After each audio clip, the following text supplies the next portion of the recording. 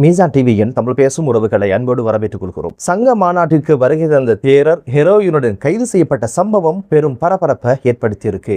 சங்க மாநாட்டிற்கு பின்புலத்தில் தேய்ந்து போன எதிர்க்கட்சியினர் என்ற குற்றச்சாட்டு இப்போது வலுக்க ஆரம்பித்திருக்கு. சுரேஷ் அலையின் மனு மீதான விசாரணையில் திடுக்கிடும் பல உண்மைகள் வெளிவந்திருக்கு. பாஸ்போர்ட்ல பல பக்கத்தை காணும் என்ற அதிர்ச்சியூட்டும் தகவல்கள் தான் இன்றைய பதிவு. வாங்க வீடியோக்குள்ள போகலாம், விரிவாக பார்க்கலாம். ஹெரோயின் போதைப் பொருளோடு தேரர் ஒருவர் கைதான சம்பவம் பெரும் பரபரப்பை ஏற்படுத்தியிருக்கு. குறித்த சம்பவம் எங்கு பதிவாச்சு அப்படின்னு கேட்டீங்கன்னா, கொழும்பு தனியார் பேருந்து நிலையத்துக்கு அருகில மலசல கூடத்துக்கு பக்கத்துல சந்தேகத்துக்கு இடமாக ஒரு தேரருடைய நடமாட்டம் இருந்ததன் காரணமாக போலீசாருக்கு தகவல் சொல்லி போலீசார் அதிரடியாக குறித்த தேரரை சோதனை இட்டதுல தான் அவருடைய பைக்குள்ள பொலித்தீன் கவர் பண்ணப்பட்ட ஒரு பொருள் கண்டெடுக்கப்படுது. குறித்த பொருளை பரிசோதனை செஞ்சதுல தான் அது ஹெரோயின் போதைப் பொருள் அப்படின்ற ஒரு விஷயத்தை போலீசார் புரிந்து கொண்டாங்க. உடனடியாக தேரரை கைது செய்து போலீஸ் நிலையத்துக்கு அழைத்து சென்று விசாரணை நடத்தியதுல தான் குறித்த பொருள் ஹெரோயின் அப்படின்ற ஒரு விஷயம் தெரிய வந்திருக்கு. குறித்த தேரர் புத்தள பிரதேசத்துல ஒரு விகாரையில வசித்து வந்தவர் அப்படின்னு ஒரு விஷயம் விசாரணையில தெரிய வந்திருக்குது. புத்தளத்துல வசித்து வந்த தேரருக்கு கொழும்புல என்ன அலுவல் அப்படின்னு கேட்டீங்கன்னா, குறித்த தேரர் நேற்றைய தினம் இடம்பெற்ற சங்க மாநாட்டில் கலந்து கொள்வதற்காக வந்தவர் தான். பழக்க தோஷம் என்னவோ கொஞ்சம் குடுவை அடிச்சு பார்க்கலாம் அப்படின்ற மாதிரி மலசல கூடம் பக்கம் அவர் ஒதுங்கியிருக்கிறார் போல. சங்க மாநாட்டுக்கு நாட்டை காக்க பௌத்தத்தை காக்க அப்படின்னு சொல்லி வந்தவர் தான் இப்போது போதைப் பொருளோட கையும் களவுமாக சிக்கி இருக்கிறார் என்ற அதிர்ச்சியான செய்தி தான் நேற்றைய தினம் ஊடகங்கள்ல பெரிய அளவுல பேசப்பட்டது. அதன சங்க மாநாடு அப்படின்னு கேட்டீங்கன்னா, நேற்றைய தினம் சங்க மாநாடு அப்படின்னு சொல்லி பௌத்தத்தை பாதுகாப்பதற்கும் பௌத்தத்துக்கு எதிராக எழுந்திருக்கின்ற அச்சுறுத்தல்களை முடிவுக்கு கொண்டு வருவதற்கும் அவைகளை எதிர்கொள்வதற்கும் அப்படின்ற ஒரு தொனிப்பொருள்ல ஏற்பாடு செய்யப்பட்டதுதான் இந்த சங்க மாநாடு. இதை யாரு ஒருங்கிணைச்சிருக்கிறாங்க, யாரு இதை நடத்தி இருக்கிறாங்க அப்படின்னு கேட்டீங்கன்னா, ஞானசார தேரர் மற்றும் சுமண மங்கல தேரர் ஆகியோர் இணைந்துதான் இந்த ஒரு மாநாட்டை ஏற்பாடு செஞ்சிருக்கிறாங்க, நடத்தி முடிச்சிருக்கிறாங்க. இதனுடைய கருப்பொருள் என்ன அப்படின்னு பாத்தீங்கன்னா, பௌத்த சாசனத்தை பாதுகாப்பதும் போஷிப்பதும் தேசிய மத நல்லிணக்கம் 2026 என்ற கருப்பொருள்ல தான் இந்த ஒரு மாநாட்டை இவங்க நடத்தி முடிச்சிருக்கிறாங்க. மத நல்லிணக்கம் பத்தி பேச வரது யாரு அப்படின்னு பாத்தீங்கன்னா, ஞானசார தேரர். இதை பத்தி பேசுறதுக்கு இவருக்கு ஏதாவது தகுதி இருக்கா அப்படின்னு கேட்டீங்கன்னா, அது மிகப்பெரிய ஒரு கேள்வியை எழுப்பி இருக்கு. இப்படிப்பட்டவங்க தான் இந்த ஒரு சங்க மாநாட்டை நடத்தி முடிச்சிருக்கிறாங்க. இந்த சங்க மாநாட்டில் பேசப்பட்ட விஷயங்கள் என்ன அப்படின்னு பார்த்தீங்கன்னா, தற்போதைய அரசு பௌத்த சாசனத்தை மதிக்குதில்லை, அதை போஷிக்குதில்லை, அதை வளர்க்குதில்லை, இதற்கு எதிராக வருகின்ற அச்சுறுத்தல்களை இவங்க கண்டுகொள்றாங்க இல்லை. அதுபோக தேரருடைய ஆலோசனைகளை அரசு உள்வாங்குதில்லை. கடந்த கால அரசாங்கங்களும் சரி, அது சார்ந்த அரசியல்வாதிகளும் அனுநாயக்க மற்றும் மகாநாயக்க தேரருடைய ஆலோசனை உள்வாங்கி தந்த நாட்டை முன்னேற்றத்துக்கு கொண்டு போனாங்க. ஆனால் இந்த அரசு தேரர்களை கணக்கிலும் கொள்வதில்லை, இவர்களுடைய ஆலோசனைகளை பெறுவதில்லை. இப்போது மிகப்பெரிய ஒரு அச்சுறுத்தல் பௌத்த மதத்துக்கு உண்டாகி இருக்கு. இதை கண்டும் காணாமல் இந்த அரசு பயணிக்குது அப்படின்னு ஒரு விஷயத்தை தான் முன்னிறுத்தி ஒரு அரசியல் பிரச்சாரமாகத்தான் இந்த மாநாட்டில் கருத்துக்கள் உரைக்கப்பட்டிருந்தது. இதே மாநாடு சில மாதங்களுக்கு முன்னாலேயும் இதே தரப்பினரால் ஒன்றிணைக்கப்பட்டு நடத்தி முடிக்கப்பட்டதையும் நாம் ஊடகங்கள்ல பார்த்திருந்தோம். அதே பின்புலத்தில் தான் 2வது மாநாடாக இந்த ஒரு மாநாட்டை நடத்தியிருக்கிறாங்க. இது குறித்து மற்றொரு தேரர் தரப்பு எவ்வகையான விமர்சனங்களை முன்வைக்க அப்படின்னு கேட்டீங்கன்னா, இந்த ஒரு மாநாடு முழுக்க அரசியல் பின்புலத்தை கொண்டே நடத்தப்படுகிறது. இதற்கான நிகழ்ச்சி நிரல் அனைத்துமே தேய்ந்து போன எதிர்கட்சியினுடைய நிகழ்ச்சி நிரலாகத்தான் இது இருந்திருக்கிறது. இவர்களை திருப்திப்படுத்தத்தான் இந்த ஒரு மாநாட்டை நடத்தி முடிச்சிருக்கிறாங்க. அரசு பற்றியோ நாடு பற்றியோ இவங்களுக்கு எந்த அக்கறையும் கிடையாது. இவர்கள் கடந்த காலங்களில் எதிர்கட்சியினர் ஆட்சியில் இருக்கும்போது அவர்களிடம் பல்வேறு வரப்பிரசாதங்களை பெற்றுக்கொண்டவங்க. இப்போது அவர்களுக்கு அது கிடைக்கல என்பதனால இப்போது எதிர்கட்சியினருக்கு சோரம் போய்த்தான் இந்த ஒரு மாநாட்டை நடத்தி முடிச்சிருக்கிறாங்க. இவர்கள் முன்வைக்கின்ற எந்த குற்றச்சாட்டிலும் எந்த ஒரு உண்மையும் கிடையாது.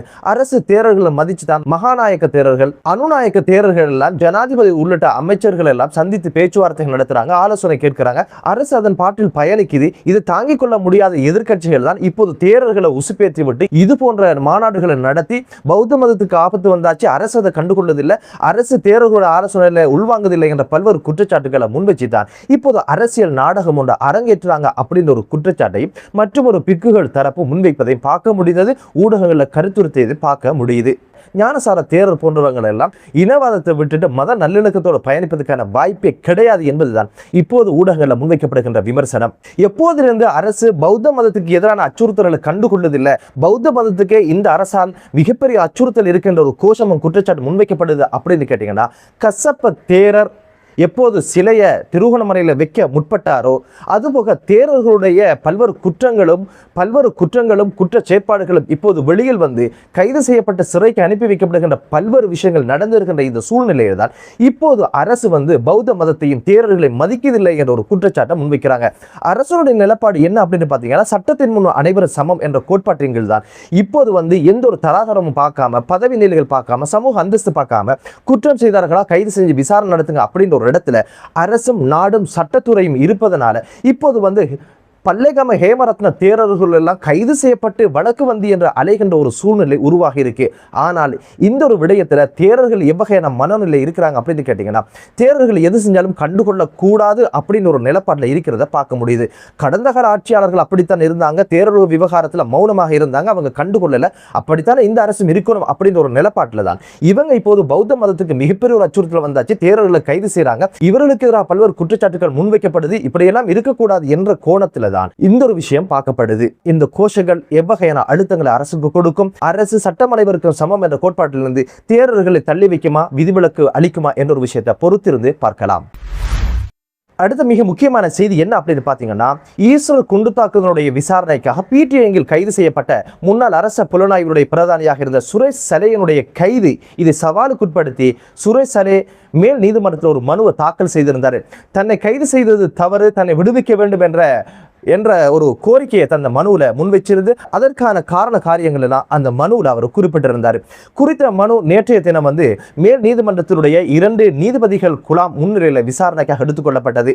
இந்த விசாரணையின் போது சட்டம் அதிபர் திணைக்களத்திலிருந்து சமூகம் அளித்த மேலதிக சொலிசிட்டர் ஜெனரல் சுதர்ஷனி ஹேரத் எவ்வகையான வாதங்களை முன்வைச்சாங்க அப்படின்னு கேட்டீங்கன்னா, சுரேஷ் சலே அவர் பதவிக்கு வந்ததுக்கு பிற்பாடு ஈஸ்வர குண்டு தாக்குதல் குறித்த விசாரணைகளை திசை திருப்பினார், அதுக்கு முட்டுக்கட்டையாக இருந்தார் அப்படின்னு ஒரு விஷயத்துக்கு சான்றாக முன்னாள் சிஐடியுடைய பிரதானியாக இருந்த பிரசாத் ரணசிங் அவங்களுடைய வாக்குமூலம் இருக்குது அப்படின்ற ஒரு விஷயத்தை சொல்லி போட்டு சாய்ந்த மருது குண்டுவெடிப்புல சாரா ஜெஸ்மின் இறக்கவில்லை அப்படின்ற ஒரு விஷயமும், அவர் இந்தியாவுக்கு தப்பி போனார் என்ற ஒரு விமர்சனம் எழுந்த சூழ்நிலையில இல்ல சாரா ஜெஸ்மின் அங்கு உயிரிழந்துட்டாரு, டிஎன்ஏ பரிசோதனை முறையாக நடத்தப்படல என்ற பல்வேறு குற்றச்சாட்டுகளை சுரேஷ் சலே தொடர்ச்சியாக வைத்து வந்த சூழ்நிலையில தான் முன்னாள் ஜனாதிபதி கோட்டாபய ராஜபக்ஷ அவங்களூடாக புதிய ஒரு டிஎன்ஏ பரிசோதனையை பெற்றுக்கொண்டாரு. இது குறித்து முன்னாள் பிரதி போலீஸ் மா அதிபருடைய வாக்குமூலமும் பதிவு செய்யப்பட்டிருக்கு. எனவே குறித்த விசாரணை திசை திருப்புவதற்கும் குறித்த விசாரணைகளை முட்டுக்கட்டையை ஏற்படுத்துவதற்குமான பணிகளை சுரேஷ் சலே செய்திருக்கிறாரு அப்படின்னு ஒரு வாதத்தை முன்னிறுத்தியதோட மனுதாரர் தனது மனுவில் ஈஸ்வர குண்டு தாக்குதல் நடந்த காலப்பகுதி 2019ஆம் ஆண்டு வந்து நாட்டில் அவர் இருக்கல, இந்தியாவில் ஒரு இராணுவ பயிற்சிக்காக சென்றவர், 2019ஆம் ஆண்டு ஜனவரி மாதம் சென்றவர் டிசம்பர் வரைக்கும் அங்குதான் தங்கி இருந்தார் அப்படின்னு ஒரு விஷயத்தை குறிப்பிட்டிருக்கிறாரு. ஆனால் இந்தியாவினுடைய குடிவரவு குடியகழ்வு திணைக்களத்தினுடைய முத்திரைகள் என்ன சொல்லுது அப்படின்னு பார்த்தீங்கன்னா, 2 முறை அங்கிருந்து வெளியேறி இருக்கிறார். அப்படியாக இருந்தால் இவர் இந்தியாவிலிருந்து வெளியேறி நாட்டுக்கு வராமல் எங்கு சென்றார் அப்படின்ற கேள்வியையும் முன்வச்சிருந்தாங்க. வெறுமனே இந்திய பயணத்துக்கு பயன்படுத்தி அவருடைய ஒபிஷியல் பாஸ்போர்ட்ல இருந்து 4 பக்கங்களை மட்டும் சுரேஷ் சலே முன்னிலைப்படுத்தியிருக்கிறாரு. இவர் நாட்டுக்கு வரல என்ற ஒரு வாதத்தை முன்வச்சிருக்கிறாரு.